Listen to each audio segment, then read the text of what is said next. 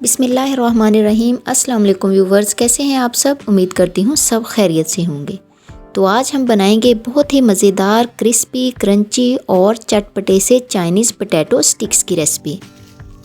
ये बहुत ही ज़्यादा आसान और लो बजट रेसिपी है इफ्तार में रमज़ान के लिए। अगर आप चिकन और दूसरे स्नैक्स वगैरह खा कर बोर हो गए हो तो मेरे कहने पर इस रेसिपी को एक दफ़ा ज़रूर ट्राई कीजिएगा, क्योंकि जितनी ये आसानी से बनकर तैयार हो जाती है और खाने में उससे ज़्यादा कहीं मज़ेदार और लजीज बनती है। तो देर किस बात की, चलिए इस ज़बरदस्त चाइनीज़ पोटैटो स्टिक्स को बनाना शुरू करते हैं।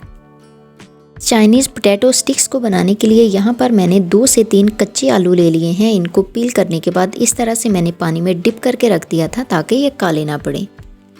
अब हम इन आलूओं को कट कर लेंगे। पहले इस तरह अपने सेंटर से कट कर लेना है और उसके बाद इस तरह छोटे छोटे पीसीज में हम इनको काट देंगे। आलूओं के पीसीज आपने बाइट साइज़ के रखने हैं, बहुत ज़्यादा बड़े ना कर लीजिएगा ताकि जब हम इनको खाएं और अंदर से ये फीके फीके ना हो। बस इस बात का आपने ख्याल रखना है कि आलूओं को आपने बाइट साइज़ का कट कर लेना है।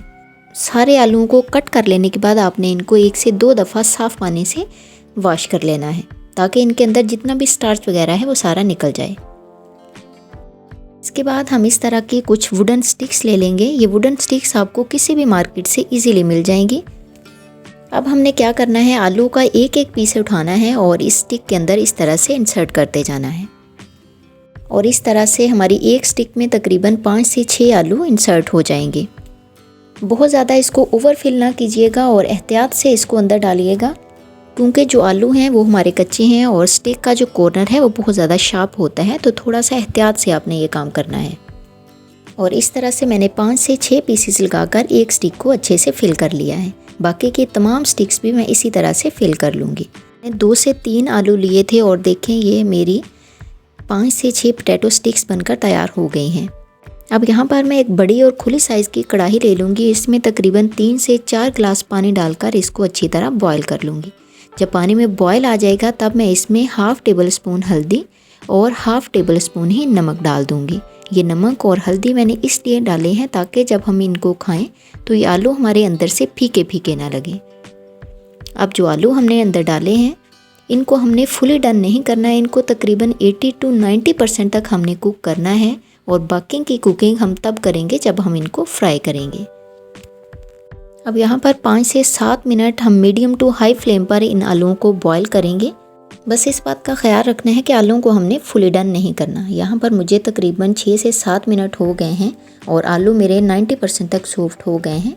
अब मैं इन स्टिक्स को पानी के अंदर से निकाल कर थोड़ा सा ठंडा कर लूँगी। जब तक ये आलू हमारे ठंडे होंगे तब तक हम इसकी कोटिंग को तैयार कर लेते हैं।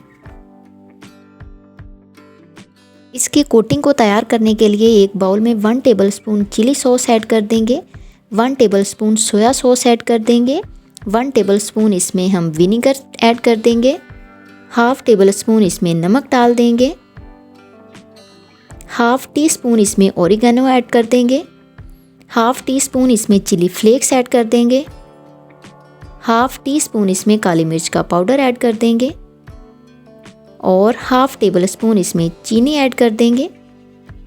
अब इन तमाम मसालों को अच्छी तरह से मिक्स करेंगे। जब ये मसाले अच्छी तरह मिक्स हो जाएंगे तब हम इसमें डालेंगे मैदा। ये मैदा मैंने लिया है हाफ़ कप। ये 2 से 3 आलूओं के लिए हाफ़ कप काफ़ी होगा।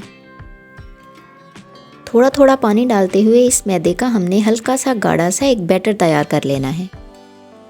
बस इस बात का ख्याल रखना है कि इस बैटर को आपने बहुत ज़्यादा पतला नहीं करना, क्योंकि इस बैटर को हमने आलूओं के ऊपर कोट करना है। ना बहुत ज़्यादा हम इसको पतला करेंगे ना बहुत ज़्यादा गाढ़ा करेंगे। बस इसकी कंसिस्टेंसी इतनी रखनी है कि ये आलूओं के ऊपर अच्छी तरह कोट हो जाए। देखें कुछ इस तरह से इसकी कंसिस्टेंसी होनी चाहिए। अब इसको रखते हैं साइड पर और दूसरी तरफ मुझे चाहिए ब्रेड क्रम्स।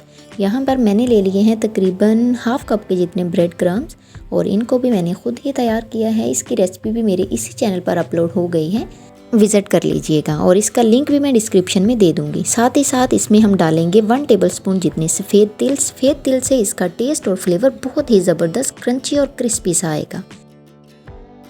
अब हम इस तरह से एक एक स्टिक उठाएंगे और सबसे पहले इसको इस मैदे वाले अमेज़े के अंदर डिप करते जाएंगे।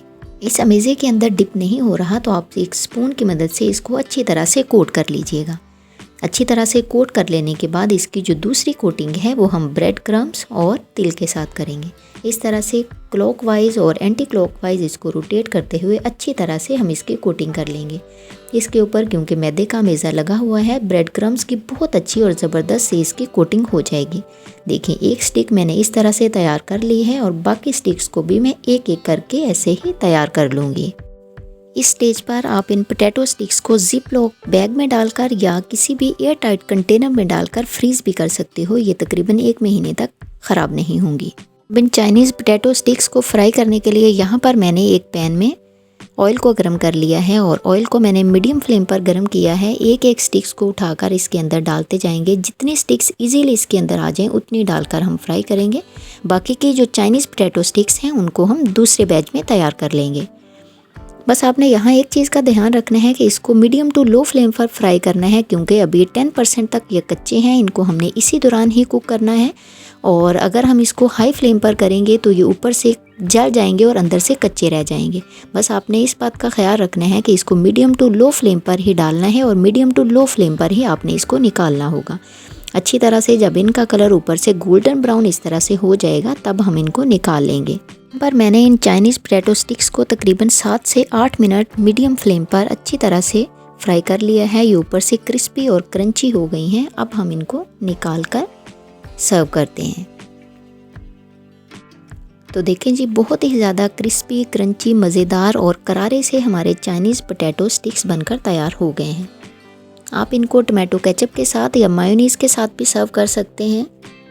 रमज़ान में इफ्तार के लिए इसको ज़रूर ट्राई कीजिएगा। ये कुछ अलग सी और यूनिक सी रेसिपी है। मुझे उम्मीद है ये सबको बहुत पसंद आएगी।